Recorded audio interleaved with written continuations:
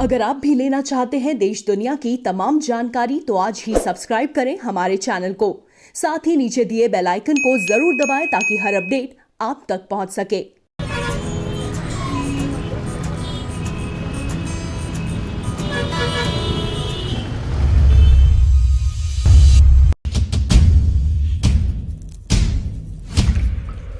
नमस्कार, आप देख रहे हैं प्रभा साक्षी। मैं हूं आपके साथ अंकित सिंह। कार्यक्रम है चाय पर समीक्षा और हमेशा की तरह इस कार्यक्रम में रहेंगे प्रभा साक्षी के संपादक नीरज कुमार दुबे जी। सर, बहुत स्वागत है आपका इस कार्यक्रम में।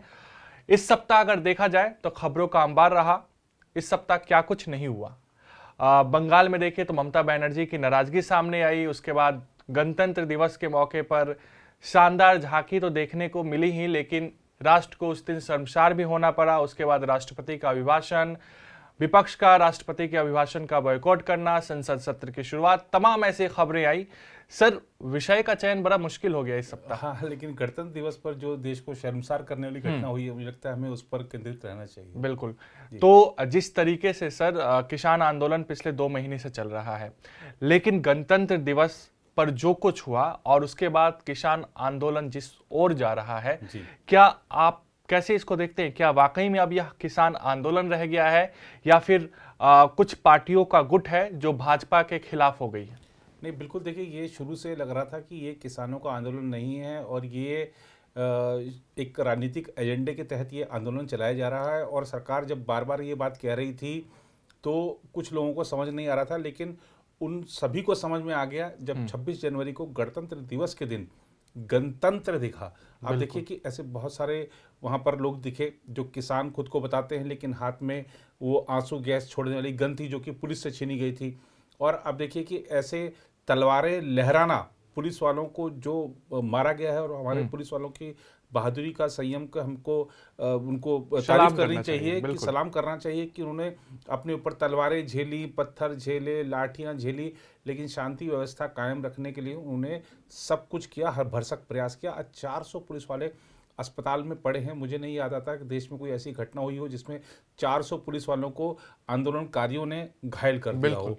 और न्याय सिर्फ लाल किले की दीवारों को नहीं दिलाना है, न्याय सिर्फ तिरंगे को नहीं दिलाना है, न्याय सिर्फ जो पुलिसकर्मी घायल पड़े हैं अस्पताल में उनको नहीं दिलाना है, न्याय दिलाना है देश की भावना को भी। क्योंकि राष्ट्र की जो भावना है वो आहत हुई है गणतंत्र दिवस के दिन। खास तौर पर संसद सत्र की शुरुआत में भी राष्ट्रपति ने अपने अभिभाषण में इस घटना को दुर्भाग्यपूर्ण बताया है। और आप देखिए कि तिरंगे से लोगों की भावनाएं कैसी जुड़ी होती हैं। हर व्यक्ति को उस पर अभिमान है, हमारा स्वाभिमान है देश का तिरंगा, उसका अपमान होगा। तो अब ये देखिए जो किसान खुद को बताते हैं, इनको जन समर्थन हासिल था और आप देखिए कि तिरंगे का अपमान हुआ। लाल किले पर जो राष्ट्रीय अस्मिता को चोट पहुंचाई गई, उसके बाद से जन समर्थन कैसे वापस हो गया है। जो जन समर्थन ही वापस नहीं हुआ, जो किसान संगठन है वो भी जा रहे हैं कि उनको पता है कि बहुत बड़ा घटनाक्रम हुआ है। तिरंगे का अपमान भारत में कोई छोटी मोटी घटना नहीं है। इस तिरंगे की शान के लिए हमारे जो जवान हैं वो -40 डिग्री में जाकर वो पूर्वी लद्दाख में खड़े हुए हैं। हमारे जो पुलिस बल हैं वो सर्दियों में दिन रात काम करते रहते हैं, छुट्टी का कोई चक्कर ही नहीं होता उनके लिए। बेचारे दिन रात काम करते हैं उस तिरंगे की आन बान शान के लिए। और उसको जब उसका अपमान कर दिया गया, हमारी जो लाल किले में जो अब आप वहाँ पर बहुत सारा वित्तीय नुकसान भी हुआ है, उसको आप एक तरफ रख दीजिए। वहाँ पर जो प्राचीन धरोहर वस्तुएं थी उनको लूट लिया गया। उस हमलावर नहीं थे, वो लुटेरे भी थे। और हमारे उन्होंने जो धर्मनिरपेक्षता का हमारा जो एक सामाजिक ताना बाना है उसको चोट पहुँचाई है। वहाँ पर आप मांगे तो किसानों से संबंधित है ना, कृषि से संबंधित है। धार्मिक ध्वज का वहाँ पे क्या काम है। तो ये सब चीज़ें क्यों की गई हैं? क्या ये सारा का सारा पहले से तय हो चुका था कि ऐसा करना है? और ऐसा लगता इसलिए है क्योंकि आप देखिए कि जो पुलिस ने जिन मार्गों पर आपको ट्रैक्टर परेड करने की इजाज़त दी है, आपने उन मार्गों के अलावा भी अन्य मार्गों का उपयोग किया। उपयोग ही नहीं किया, आपने जबरन उपयोग किया। आप ट्रैक्टर से, आपने देखा होगा कि ट्रैक्टर का इस्तेमाल होता है खेत में, वो खेत जोतने के लिए। लेकिन क्या हुआ, वहाँ पर पुलिस के वाहनों पर टक्कर मारी जा रही है, पुलिस वालों को कुचलने का प्रयास किया जा रहा है। तो ये सब जो देखा लोगों ने। और आप देखिए कि किस तरीके से जो हमारा पुलिस के साथ समझौता हुआ था इन किसान यूनियनों का कि आपके पास ये 37 शर्तें हैं, इन 37 शर्तों को मानना होगा। उन्होंने इस पर एग्री किया था, 37 में से एक शर्त नहीं मानी गई। तो ये दिखाता है कि शुरू से ही इनका प्लान कुछ और था। सरकार बार बार कहते रहे कि ठीक है, हमको ये नहीं करना, एक बैठक और सरकार ने 10 बैठकें कर ली आपके साथ। सरकार ने आपके लिए 1.5 वर्ष तक कानून का अमल में लाने का, स्थगन करने का भी एक प्रस्ताव दे दिया, आपको उस पर भी नहीं सहमति थी। तो आप ये जब, और सहमति बने कैसे? सरकार के साथ बातचीत होती है आपकी 2 दिन बाद होनी है, उससे पहले आप अगले हफ्ते का भी कार्यक्रम घोषित कर देते हैं। तो पहले से आपको तय है कि आपको बातचीत में कोई सहमति नहीं निकालनी, बातचीत में कोई हल नहीं निकालना, आपका एजेंडा कुछ और है। और वो दिख रहा है, जिस तरह से राहुल गांधी ने कहा है कि देश को बड़ा नुकसान होने वाला है, ये आंदोलन खत्म नहीं होगा।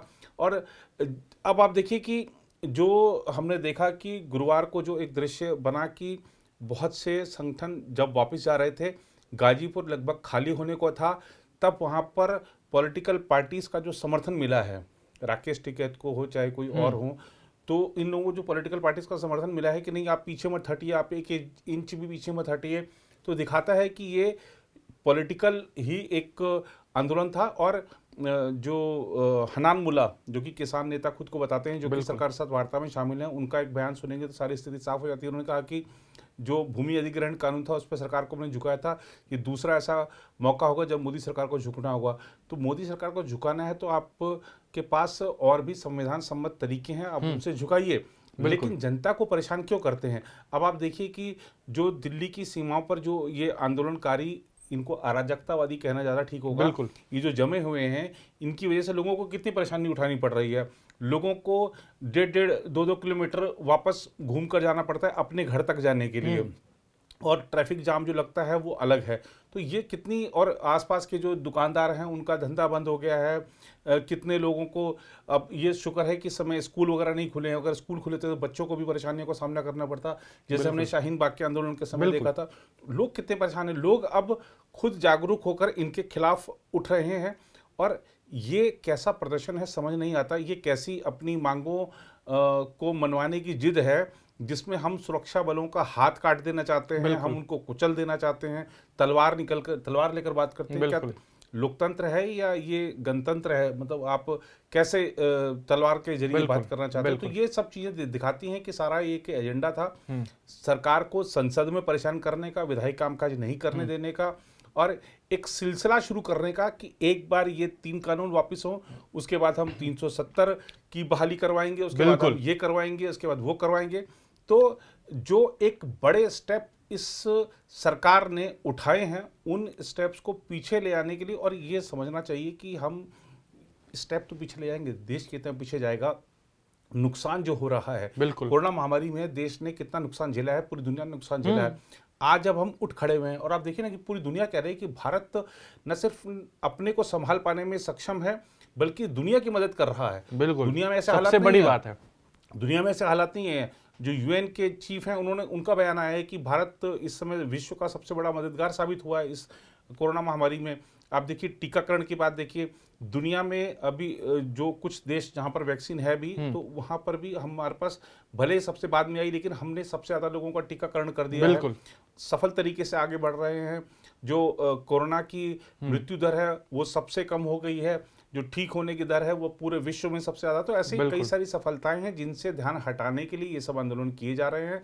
इस समय जरूरत ये है कि जो नुकसान हुआ है कोरोना महामारी के दौरान अर्थव्यवस्था को, उसका मिलजुल कर भरपाई की जाए एकजुटता के साथ। लेकिन शायद कुछ लोग चाहते हैं कि देश की प्रगति में बाधा हो, इसीलिए ये सब चल रहा है। बिल्कुल।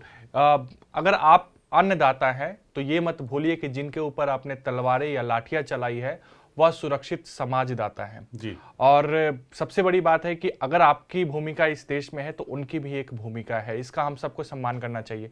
लेकिन सर सवाल ये उठता है कि आखिर क्या सरकार को जानकारी नहीं थी कि अगर ये प्रदर्शन होता है, अगर किसान अपने जिद पे अड़े हैं कि हम उस दिन ट्रैक्टर परेड निकालेंगे, तो इस तरीके की चीजें हो सकती है। सरकार की तरफ से क्या तैयारियां थी? सरकार क्या विवश है, या सरकार ने उस दिन क्योंकि गणतंत्र दिवस था कोई बड़ा कार्रवाई नहीं करना चाहिए सरकार ने? क्या मजबूरियां क्या थी सरकार के सामने? एक तो ये चीज हमको समझनी पड़ेगी कि सरकार इनकी मंशा को शुरू से समझ रही थी। बिल्कुल। और वो इनके जरिए ही सामने लाने चाहती थी, ऐसा प्रतीत होता है। अब इनकी मंशा को कैसे समझ रही थी, इसको आप समझने के लिए थोड़ा सा हम पीछे चलते हैं। ये लोग कह रहे थे कि इन्होंने दिसंबर में घोषित कर दिया कि हम 26 जनवरी को ट्रैक्टर परेड निकालेंगे। इन्होंने ब्रिटिश पीएम बोरिस जॉनसन को पत्र लिखकर कहा कि आप भारत मत आइए। ये कितना बड़ा अपराध है, और देश के खिलाफ एक बहुत बड़ा इन्होंने स्टेप उठाया था कि वो एक विदेशी जो अतिथि हमको बुला रहे थे उनको आपने पत्र लिखकर बोला कि आप मत आइए। सरकार तभी समझ गई थी कि ये कुछ बड़ा करने वाले हैं। और आप देखिए कि अब जो फुटेजेस देख पा रहे हैं, बिल्कुल मीडिया के कैमरे ही नहीं थे वहां पर, सरकार के भी कैमरे चप्पे चप्पे पर थे। और वो चप्पे चप्पे के जो हैं वो सब चीजें अब दिखा रही हैं कि किस तरीके से लाल किले को लूटा गया है, कलश गायब है, वहां से प्राचीन धरोहरें गायब हैं, किस तरीके से पुलिस वालों पर हमला किया गया, किस तरीके से क्या चीज। तो ये सारा ऐसा नहीं था कि इंटेलिजेंस जो इनपुट था सरकार के पास, और यही कारण था कि एक भी व्यक्ति की, इतना बड़ा जो उस दिन कांड हुआ है, इतने बड़े कांड के बावजूद एक भी व्यक्ति की हिंसा में मृत्यु नहीं हुई है। ये बड़ी बात है। जिस एक व्यक्ति की मृत्यु हुई है उसकी खुद की गलती से हुई है। उसने ट्रैक्टर को दौड़ाया, बैरिकेड को तोड़ा, वो तोड़ते हुए ट्रैक्टर को चलाया, उसको थोड़ा सा करतब दिखाने का प्रयास किया, संतुलन खो दिया, ट्रैक्टर के नीचे आके वो मर गया, घायल होकर मर गया वो व्यक्ति। अब ये इतना बड़ा घटनाक्रम हो जाए, आप दुनिया के कहीं भी जो ऐसे आंदोलन हुए हैं, ऐसी हिंसा भड़की है, ऐसा कुछ हुआ है, तो उसमें जो आंदोलनकारी हैं उनमें एक व्यक्ति घायल ना हो, उनमें किसी को पुलिस फायरिंग में किसी की मृत्यु ना हुई हो, ऐसे बहुत कम उदाहरण मिलते हैं। ये एक अनोखा उस दिन का रहा कि कोई सार्वजनिक संपत्ति को नुकसान पहुंचाया है इन अराजकतावादियों ने, लेकिन उनको कोई नुकसान नहीं पहुंचा है। और शांति व्यवस्था बहुत जल्दी ही पुलिस ने काबू में कर ली थी। ठीक है कि इंटरनेट बंद होने से लोगों को परेशानी हुई है, और जो आवाजाही जो थोड़ा बाधित हुई थी उससे लोगों को परेशानी हुई है, बहुत सारी दिक्कतें भी हुई, लेकिन कानून व्यवस्था को उसी दिन कुछ घंटों के भीतर ही काबू में कर लिया गया था। और ऐसा आप कर्फ्यू लगाने की नौबत नहीं आई है। ठीक है, धारा 144 लगाई थी, लेकिन धारा 144 बहुत से मौक़ों पर जिला प्रशासन या स्थानीय स्तर पर प्रशासन लगा दिया करता। तो हालात नियंत्रण में थे इतने बड़े घटनाक्रम के बावजूद। तो ऐसा कोई कहे कि इंटेलिजेंस इनपुट नहीं था या कानून व्यवस्था नहीं संभल पाई, तो ऐसा जो सामने जो कुछ घटनाक्रम हुआ है उसको देखकर ऐसा लगता नहीं है। सर, किसान आंदोलन इन घटनाक्रम के बाद कमजोर हुआ है, या फिर राकेश टिकैत की उन आंसुओं से इसे मजबूती मिल रही है? क्योंकि हमने विजुअल्स हम लगातार देख रहे हैं, मुजफ्फरनगर का वो खाक पंचायत हो जहां लोग लगातार राकेश टिकैत के समर्थन में खड़े हो रहे हैं, राजनीतिक दल अब राकेश टिकैत के समर्थन में खड़े हो रहे हैं।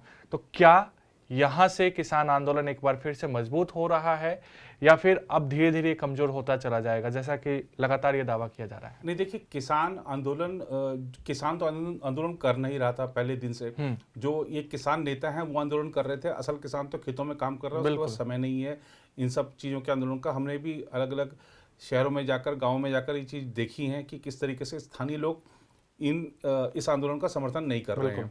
और दूसरी बात आपने कही राकेश टिकैत की, तो आप देखिए देशभक्ति की कितनी बड़ी ताकत होती है, उसका अंदाजा आप देखिए कि ये राकेश टिकैत को जब लगा कि जन समर्थन खो रहा है क्योंकि लोगों को तिरंगे का अपमान बर्दाश्त नहीं है, बिल्कुल, तो कल तक बक्कल तार देंगे कहने वाले बुक्का मारकर रो रहे थे, है ना, बुक्का फाड़कर रो रहे थे। तो ये ताकत होती है देशभक्ति की। दिख गया कि मेरे खिलाफ माहौल जा रहा है और आपका पलट गए।